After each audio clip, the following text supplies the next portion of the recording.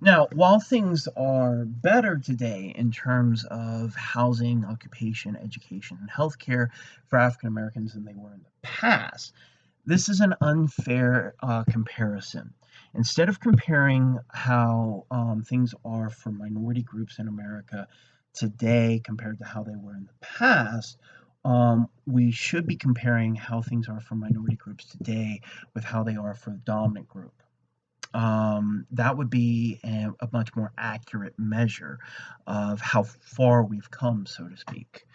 Um, because if you're always comparing the conditions of today with the conditions of the past, then it's going to keep looking like things are better, and that leads people to think, well, then we have arrived. And no, we have not, in fact.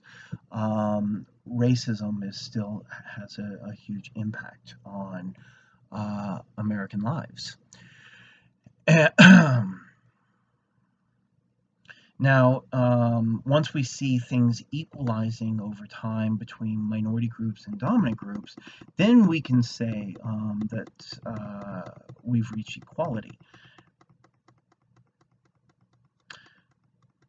Now, there's a debate that's been raging in sociology since the 1970s. And personally, just speaking from my own view, I don't think this is a very helpful debate. But it's a debate that many sociologists have entered into, and for better or for worse, nonetheless. And the debate is whether race or class is more significant in people's lives. And there are sociologists who argue that race is independent of class, and people who are even wealthy, who are a part of minority groups, face racial discrimination. Then there are those who say that the conditions of, say, uh, a poor African American person and a poor European American person, that their lives are very similar, and that it's much more about class than race.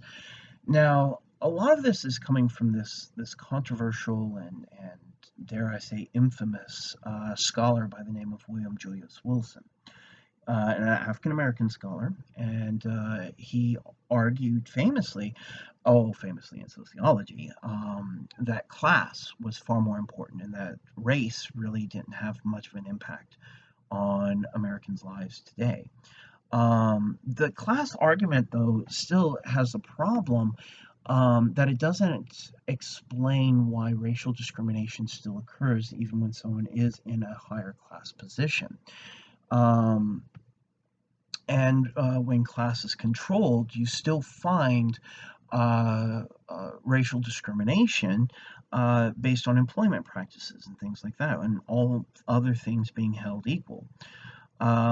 And those who argue that it's all about economic class position and not about race at all are missing that it's both. Both are incredibly powerful things in the structure of American social life, and it doesn't really further things, in again, in my view, um, to be arguing back and forth about which one's more important. They're both important, and they intersect one another in many places. So let's turn our attention to Asian Americans. Now we see that after the completion of the transatlantic railroad, built largely with Chinese labor that were brought in, and worked in conditions very close to slavery. And then you will still see along the historic route of the transatlantic railroad, the transcontinental railroad. Excuse me. I just imagined a railroad going across the entire Atlantic Ocean. I misspoke. My apologies. I meant the transcontinental railroad. But the Chinese labor were kept in very slavery-like conditions, and you would see when they would be worked to death, it would just be the railroad would be put right over their bodies. Um, and so we see that once the railroad was complete, we have the 1882 Chinese Exclusion Act, um, that barred Chinese people from immigrating into the United States or owning property for that matter, and kicking those who were already in the United States out to a large degree as well. We also see in World War II, FDR and Japanese concentration camps right here in the US, and how there was a huge wealth transfer where Japanese Americans were given short notice and they had mere days to sell off all of their assets. And of course, the group that was mainly capable of buying those assets were European Americans, and who it was either sell it for the Japanese Americans, it was either sell it off or you just lose it altogether and you get nothing. So they were selling things at cut rate prices, and so this would be an example of a huge transfer of wealth from one racial and ethnic group to another. Now, there's also a lot of diversity among Asian Americans, just like we were talking about with Latinx, just like we were talking about with all the other groups. There's always diversity within these groups. And so we are not engaging in creating stereotypes in sociology, just talking about general patterns, while always remembering that there is a high degree of diversity among all of these groups that we're discussing. So, there are, and what we see is Chinese, Korean, Japanese Americans. Education and occupational attainments are higher in the US than other groups, but that's not true for Laotian Americans, Filipino Americans, Cambodian Americans. And while certain Asian groups have the highest rates of success as a group, they also have some of the highest rates of poverty compared to the dominant group, illustrating that race still is a block to many Asian Americans. Asian groups also have the highest rates of assimilation into the dominant group in the US, with high rates of intermarriage between Asian Americans, particularly Chinese, Japanese, and South Korean, and European Americans. Now, Native Americans, again, a very diverse group to discuss. With multiple tribes, with multiple languages, with multiple tribal governments. Now, over the history of the United States, the US government made over 400 treaties with various tribes in the US. And the US did not honor a single one. The US has never honored a treaty with any Native American tribe. We see, obviously, many of you probably learned in high school, 1838 to 1839, the Trail of Tears, where largely the group Salagi, or as European Americans call them, Cherokees, were moved from their homes in the Southeast, in Georgia and the Carolinas, and were forced to onto reservations in Oklahoma. In the 1800s, U.S. courts decided Native Americans had no rights to develop the reservation lands, and this did not change until the 1960s, leading to high degrees of poverty. But you also see stratification among the tribes. While most tribes live in dire poverty, some tribes have become quite wealthy from casinos. But there are only some tribes who are licensed to have casinos on their reservations or close to the reservations, while other tribes are not able to do so, leading to resentment between tribes as well, as some are, as I just said, are living in dire poverty, and some are actually doing quite well. Now, there's a couple of perspectives in terms of Native Americans that we want to talk about that Henslin discusses in the textbook. The first is separatism. Separatism is a controversial idea that Native Americans should be seen as fundamentally separate from other tribes as well as from the U.S. And so it's this um, uh, radical separation that each tribe is not only separated from every other tribe, but also separated from the United States as a whole. And you can understand why that would be a controversial idea, especially when you see a shared history of treatment of the tribes by the U.S. government. When you see that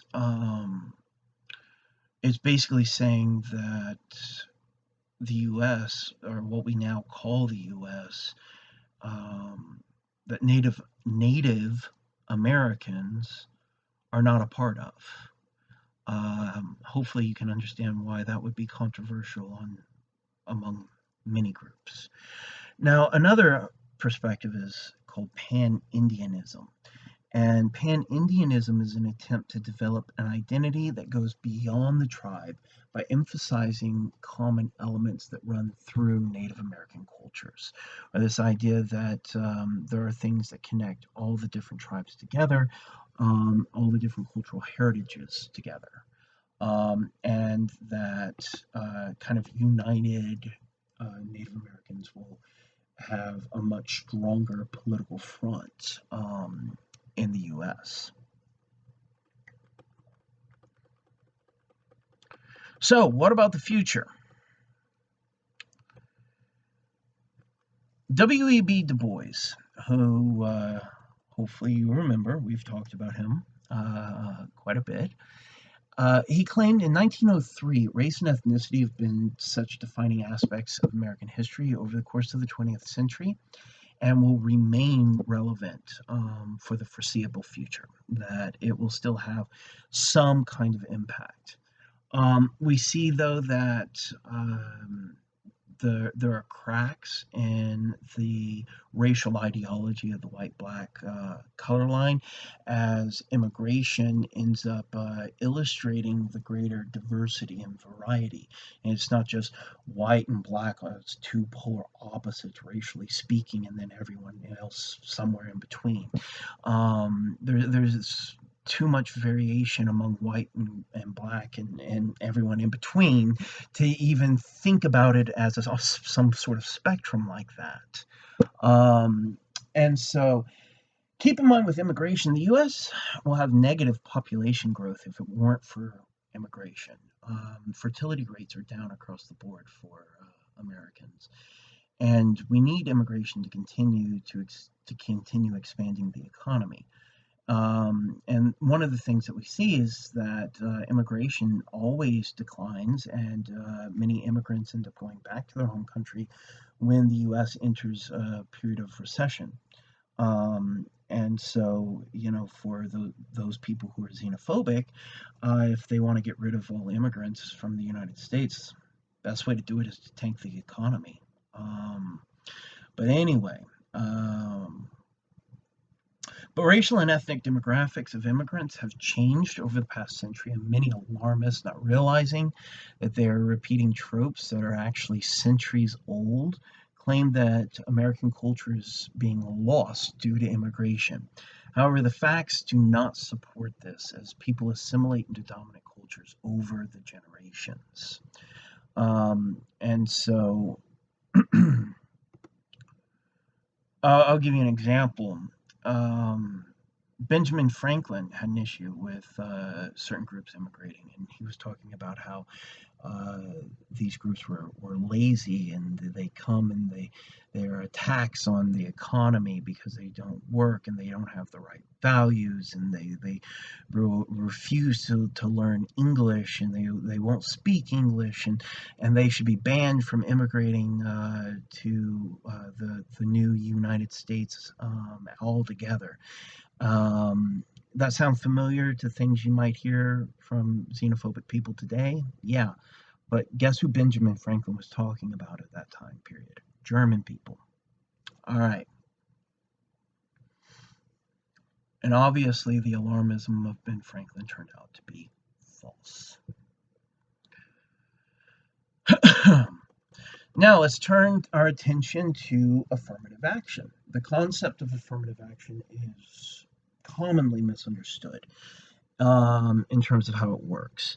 It was began by JFK Kennedy in 1961 to protect opportunities for racial minorities and women. But it has only had modest success since its implementation, largely due to the political backlash that began almost immediately of reverse discrimination. And even that concept of reverse discrimination is not new. It actually dates back to the 1870s. The Republican Party of the 1870s was pushing for universal manhood suffrage, which means that men of all races and ethnicities would be allowed to vote. Obviously, blocking still women from the right to vote. And immediately, the Democratic Party at the time started claiming reverse discrimination, the Republicans were trying to take away the power of the white man. So, I mean, none of this stuff is really new. Another thing that we see is that affirmative action includes women, and because we tend to marry within, tend to practice endogamy and marry within our own racial and ethnic groups. Not to say there's not intermarriage, of course there is, and it is increasing over time, slowly, but it is increasing over time. We still largely, as a pattern, practice endogamy. And so, because affirmative action would also be included for white women, and white women tend to marry white men, then this is also increasing the economic standing of European Americans more generally as well. And so it's not even, it doesn't even make sense to talk about it as being reverse discrimination when you take things like that into consideration.